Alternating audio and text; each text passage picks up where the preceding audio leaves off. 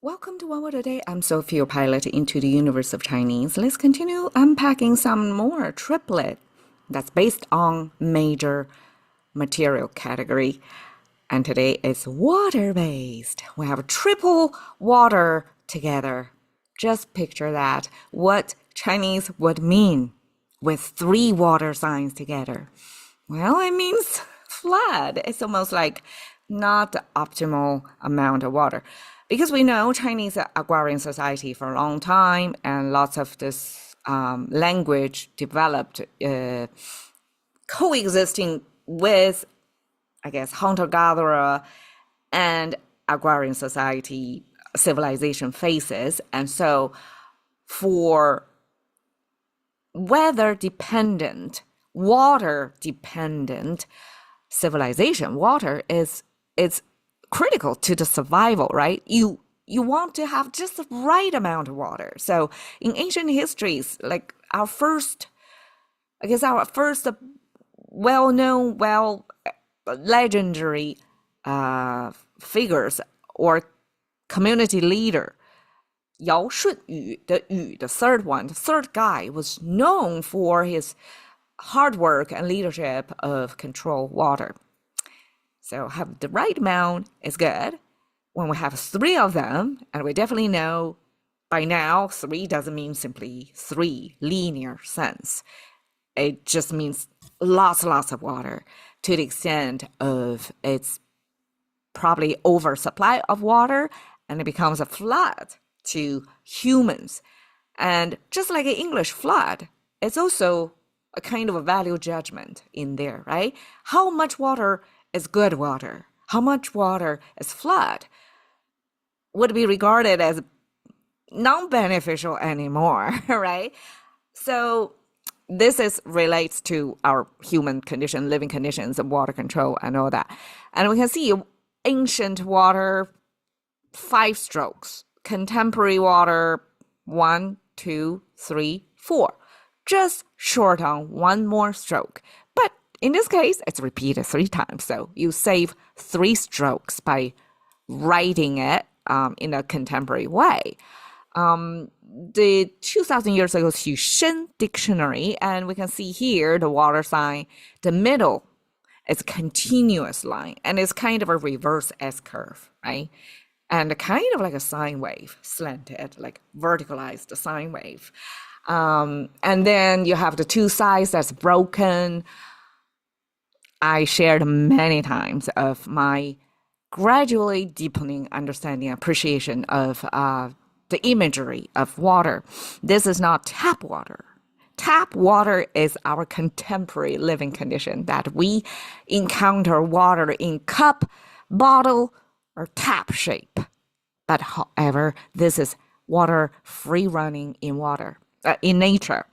And the sides here broken, either been blockage barriers next to the water banks, like more things, dead animals, dead logs, something on the side, right? It's a shallower, therefore more interruptions, so it's not continuous flow. And the second, more recent understanding, actually it was already last year, that according to my ocean kayak guide, water on the side next to a channel is where the water underneath it is going reverse way. So you have on the surface, the water is going one way. At the bottom of that relatively shallower place, the water is going the other way.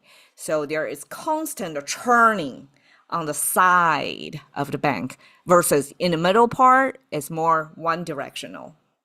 The side on the border of the water body, it will be more bidirectional. And so Chinese, in its ancient way of depicting, capturing the movement of, we're talking about fluid dynamics here, capturing this ancient water movement in nature in such a accurate and like contemporary knowledge explainable way is a beautiful thing to appreciate. Okay, miǎo means flat, right? And we have several expressions, just mind you, because of the world I'm living in, I don't actually see these expressions that much. But when I see them, I'm not surprised. It's like harmoniously put together with subtle differences between them. We have miǎo, miǎo. You notice both of them, same pronunciation. And actually, these two miǎo were interchangeable. The issue here is we know single water symbol is pronounced as 水, and probably was pronounced in a certain way. We don't know. Ancient pronunciation was different from contemporary. But the form stays, like at least here we can recognize, we can associate this part, right, by the look. Now, 水, when we stack three of them, all of a sudden, the pronunciation is completely different. You cannot even infer one to the other. 水 versus miǎo, right? It doesn't make easy transaction. So when literature people, people who has the privilege of holding a brush or, a stick to carve some message on some long-lasting material, three of them stacked together, the writer may know how to pronounce it in a certain way, but whoever see that centuries later have no clue how this thing was pronounced, right? And so it settled some point in history from 水, which was the known pronunciation today. We don't even know how it was pronounced back then. And then three of them together all of a sudden changed to miǎo. So one solution to that is, okay, we want to preserve the pronunciation as well. So somebody kind of reserved the water nature to the left. 3 dots in Chinese also mean water. And then the right side pronounced as miǎo. So that's like a the sound maker over there. So I try for longest time to ignore, discredit the way of Chinese word making process by claiming everything is visuals pieced together, but sometimes like this, like 3 of them together, pronounced in a certain way, how to define it, define both the meaning and the sound, right? So that's one solution. By borrow the same sound, but have no relationship, sort of. Okay, this is miǎo, the right side. We have this eyeball symbol. This is a verticalized eyeball. The right side means small or less. So humans will have 2 eyes. Less or fewer eyeball means one of them is down, only one eye. Okay, it's not a good picture. And miǎo oftentimes in Chinese not only means your vision is impaired by losing one eye, but also like probably impaired in a way of like nearsighted. And I was always wondering, like ancient times, how they solved the nearsightedness. Like today we have a solution, but what happened to ancient people if they lose their eyesight? How are they going to live for the rest of their life? So I guess this eyeball and fewer kind of give it a sense of you lose your vision somehow and make one squinting, kind of trying really hard to to look at something to try to figure out what you're looking at, right?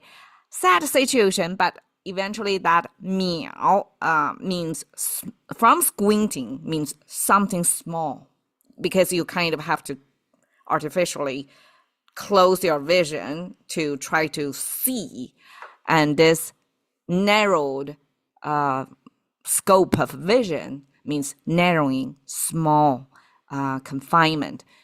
And somehow when you add a water symbol to the left side, become vast. So from itself, kind of half-blindedness to small, and with water, it all of a sudden becomes vast. Okay, I had a conversation with GPT. Due to the time limit, I probably won't go deep in it, but if you're curious, you can ask GPT, like, what's the origin of this word? It may make up something that may or may not make sense. So these two, miǎo and miǎo, same pronunciation, looks different, different origins, but eventually this miǎo became more frequently used in the language because it kind of mark both the meaning and the sound better than three water together. If you don't know, it's pronounced as miǎo. Okay, Chinese oftentimes have this literacy test of if you mispronounce something, that really shows you're not well read. Unlike English, you probably can guess the pronunciation just look at the spelling, right? Chinese, sometimes it's non-guessable. And so this is a thing. And this miǎo, eventually interchangeable with that miǎo. Okay, miǎo, man means extending. The right side means extension. The left side with water symbol means spill over, overspill. And so you can almost visualize this, lots of water overspilling. To me, it's like a movie playing in front of me just by looking at the characters. It has the effect of capturing the visual so effectively. All right, miǎo mang. Mang is a dog running in tall grasses. According to scholars, the dog was chasing a rabbit. All right, it's according to scholars. But in any case, the dog chasing, jumping into overgrown grasses simply means wilderness. It shows you it's not really a path or trail. It's wilderness. It's a non-broken plantation or vegetation, pretty thickly grown.